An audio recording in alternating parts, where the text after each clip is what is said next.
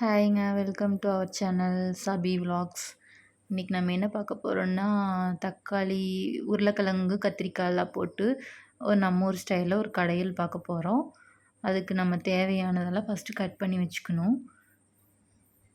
உங்கள் அளவுக்கு ஏற்ப கத்திரிக்காய், உருளைக்கிழங்கு, தக்காளி எல்லாம் எடுத்துக்கோங்க. நான் இன்றைக்கி 7 தக்காளி, 4 உருளைக்கிழங்கு, ஒரு பெரிய வெங்காயம், 4 பல் பூண்டு எல்லாம் எடுத்திருக்கேன்.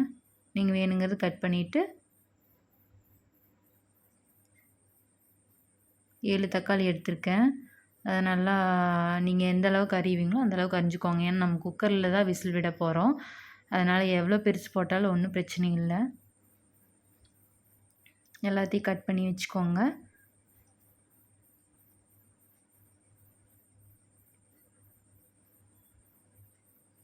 கத்திரிக்காய், உருளைக்கிழங்கு, தக்காளி, வெங்காயம், புளி எல்லாம் கட் பண்ணி வச்சுட்டு அடுப்பை பற்ற வச்சுக்கணும். குக்கர் வச்சுக்கோங்க. நம்ம ஆயிலெல்லாம் எதுவும் சேர்க்குறதில்ல.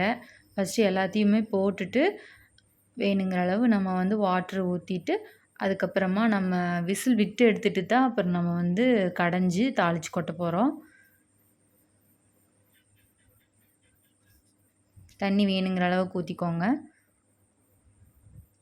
ஏன்னா நம்ம அந்த தண்ணி ஃபில்ட்ரு பண்ணிட்டு தான் கடைவோம். வேணுங்கிற அளவுக்கு நம்ம தண்ணி ஃபில்ட்ரு பண்ணிவிட்டு அதுக்கப்புறம் நம்ம எந்த கன்சிஸ்டன்சிக்கு வேணுமோ அந்த அளவுக்கு நம்ம கடைஞ்சிக்கலாம். 4 பச்சை மிளகா போட்டுக்கோங்க. கொஞ்சம் பாசிப்பருப்பு போட்டுக்கோங்க. அதான் டேஸ்ட்டு தூக்கி கொடுக்கும். நல்லா மிக்ஸ் பண்ணிவிட்டு மூடி போட்டு விசில் போட்டு வச்சுருங்க.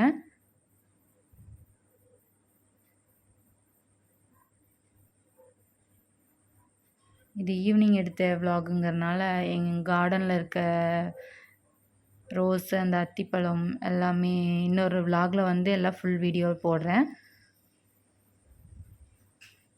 வியூ செம்மையாக இருந்தது.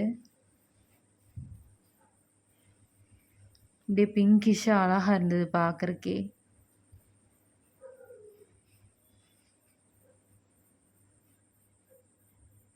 திராட்சை கொடி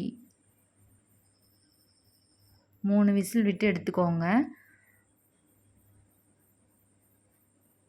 3 விசில் வந்ததுக்கப்புறம் நம்ம ஸ்டவ் ஆஃப் பண்ணிவிட்டு விசில் இதானதுக்கப்புறம் நம்ம எடுத்து பண்ண போகிறோம். அதுக்கு இடையில கொஞ்சம் டீ குடிக்கலாம் அப்படின்னு சொல்லிட்டு டீ போட போகிறேன்.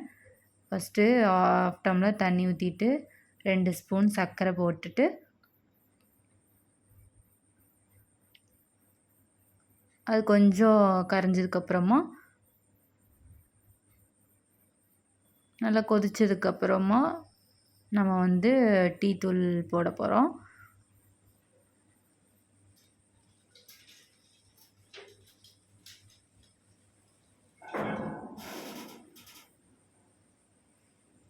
உங்களுக்கு எந்த அளவுக்கு டிகாஷன் வேணுமோ அந்த அளவுக்கு நீங்கள் டீ தூள் போட்டுக்கலாம்.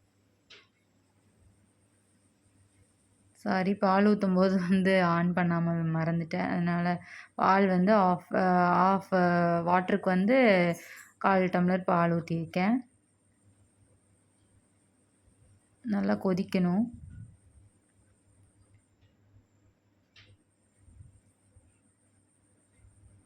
கொதி வந்ததுக்கப்புறமா நம்ம அது நல்லா டிக்காசன் இறங்குனதுனால கொஞ்சம் ஷேக் பண்ணி விட்டுட்டு அதை பொங்க விட்டுட்டு அப்புறம் ஸ்டவ் ஆஃப் பண்ணிடணும். இந்த கேப்பில் டீ குடிச்சிக்கலாம். விசில் அடங்கிருச்சுங்க. நம்ம ஓப்பன் பண்ணிட்டோம்னா இந்த மாதிரி தான் இருக்கும். எல்லாம் வெந்து இருக்கும். நம்ம அதை ஒரு கிளறி விட்டுட்டு அந்த வாட்டரெல்லாம் நம்ம ஃபில்ட்ரு பண்ணிக்கலாம்.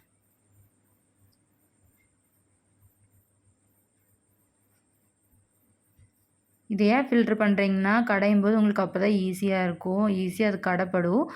இல்லைன்னா அந்த வாட்டரோடு நீங்கள் கடைஞ்சிங்கன்னா அது இது முடியாது. அது நைஸாக ஆகாது. அப்படியே முழுசாக தான் இருக்கும்.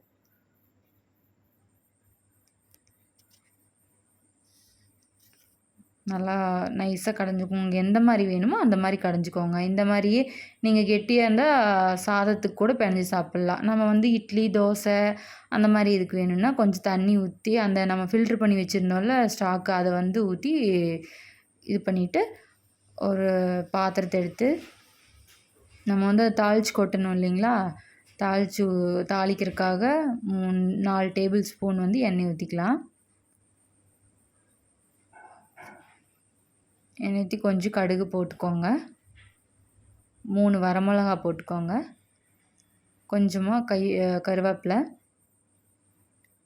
ஒரு சின்ன வெங்காயம் இருந்தால் சின்ன வெங்காயம் நீங்கள் யூஸ் பண்ணிக்கலாம். பெரிய வெங்காயமாக இருந்தால் ஒரு பெரிய வெங்காயம் அரிஞ்சு யூஸ் பண்ணிக்கோங்க. லைட்டாக வணக்கி விட்டுட்டு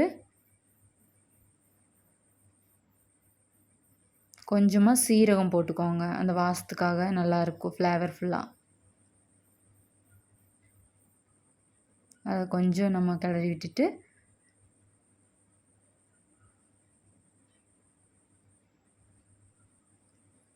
அதுக்கப்புறம் நம்ம அந்த கடைஞ்சி வச்சுருந்த அந்த கடையில் வந்து நம்ம உள்ளே ஊற்றி நல்லா கலக்கி விட்டுட்டு, நீங்கள் வேணுங்கிற அளவுக்கு சால்ட் வேணுன்னா போட்டுக்கோங்க. அது எப்படி இருக்குன்னு பார்த்துட்டு சால்ட் வேணுன்னா கொஞ்சம் சால்ட் போட்டுக்கோங்க.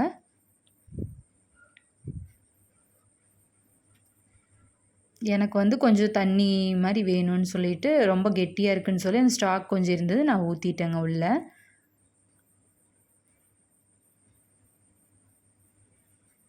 இந்த மாதிரி இருக்கணும். மூடி வச்சு ஒரு கொதி வந்ததுக்கப்புறமா நம்ம ஓப்பன் பண்ணிக்கலாம். பண்ணிட்டு கொத்தமல்லி தழையை தூவி விட்டுட்டு அடுப்பை ஆஃப் பண்ணிக்கோங்க. இது நீங்கள் தோசை, இட்லி, சாதத்துக்கு கூட நம்ம வந்து கெட்டியாக இருந்தால் சாதத்துக்கு வச்சு சாப்பிட்லாம். நான் இன்றைக்கி ஊத்தாப்பம் ஊற்றி அதுக்கு வந்து நான் சர்வ் பண்ண போகிறேன். இந்த மாதிரி ஒரு டைம் ட்ரை பண்ணி பாருங்கள். குக்கரில் செம்ம சூப்பராக இருக்கும், ஈஸியாக வேலையும் முடிஞ்சிடும். ட்ரை பண்ணி பார்த்துட்டு எப்படி இருக்குன்னு சொல்லுங்கள். தேங்க்யூ வாட்சிங் to my channel. Subscribe, like.